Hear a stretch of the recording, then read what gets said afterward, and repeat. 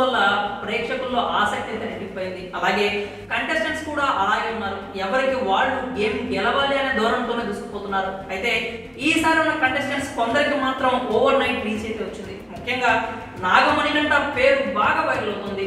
మూడో రోజు జరిగిన ఆట మొత్తంలో మణికంఠ పేరే ఎక్కువ హైలైట్ అయింది. నామినేషన్స్ లో జరిగిన డ్రామా కావచ్చు, తర్వాత అతను బాధపడటం అంతా కూడా కంటెంట్ అంతా అతని చుట్టూనే తిరుగుతూ వచ్చింది. ఈ నేపథ్యంలోనే నాగమణికంఠ భార్య బిగ్ బాస్ హౌస్ లోకి వస్తుంది అంటూ వార్తలు వినిపిస్తున్నాయి.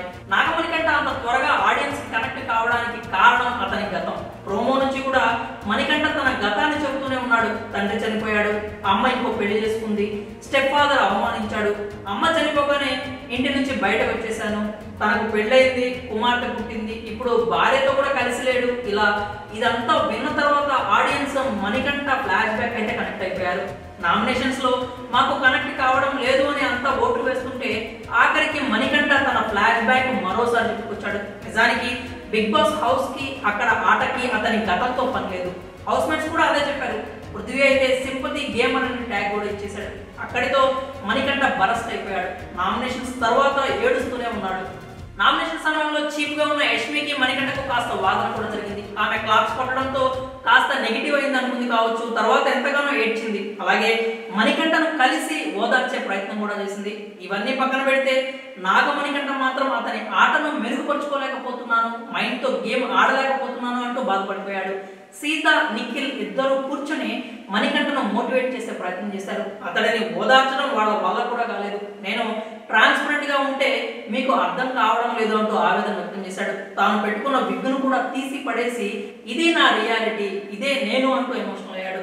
అది చూసిన ఆడియన్స్ కూడా నాగమణికంఠ బాధను అర్థం చేసుకున్నారు. అతను జెన్యూన్ గానే ఉన్నాడు, సింపతి ప్లేయర్ కాదు అంటూ తమ అభిప్రాయాలు వ్యక్తం చేస్తున్నారు.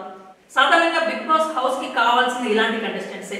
ఎంత భావోద్వేగపరిత కథ ఉంటే వారికి అంత రీచ్ ఉంటుంది. కాబట్టి నాగమణికంఠ ఎపిసోడ్ వాళ్లకు ఇంత బాగా పనికొస్తుందని వాళ్ళు కూడా ఊహించుంటారు. షో స్టార్ట్ అయిన 4 రోజులుగా అతని పేరే వైరల్ అవుతుంది. ఈ అవకాశాన్ని బిగ్ బాస్ కూడా సద్వినియోగం చేసుకునేలాగే కనిపిస్తున్నాడు. బాగా ఎమోషనల్ అయిన నాగమణికంఠతో కన్ఫెషన్ రూమ్ లో బిగ్ బాస్ మాట్లాడాడు. మానసికంగా అతనికి ధైర్యం చెప్పాడు. అలాగే మాటల్లో మణికంఠ దేని గురించి అయితే భయపడుతున్నాడో దాని గురించి అస్సలు చింతించాల్సిన అవసరం లేదు అన్నాడు. అంటే నాగమణికంఠతో ఇప్పుడే ఎలిమినేట్ కావు, ధైర్యంగా ఉండు అని చెప్పినట్లు అనిపించింది. ఇప్పుడు కనుక నాగమణికంఠను ఫ్యామిలీ వీక్ వరకు ఉంచి భార్యను తీసుకొచ్చి హౌస్ లో కలిపేస్తే షోకు వచ్చే మైలేజ్ అంతా ఎంత కాదు. కాబట్టి ఆ దారిలో ప్లాన్ చేసే అవకాశం కూడా లేకపోలేదు. ఈ నేపథ్యంలోనే బిగ్ బాస్ హౌస్ లోకి నాగమణికంఠ భార్య, కుమార్తె వస్తున్నారంటూ వార్తలు వస్తున్నాయి. తనకు భార్య, కూతురు కావాలని మణికంఠ కూడా కోరుకుంటున్నాడు. మరి ఈ బిగ్ బాస్ షో వల్ల అతని కోరిక తీరుతుందో లేదో చూడాలి.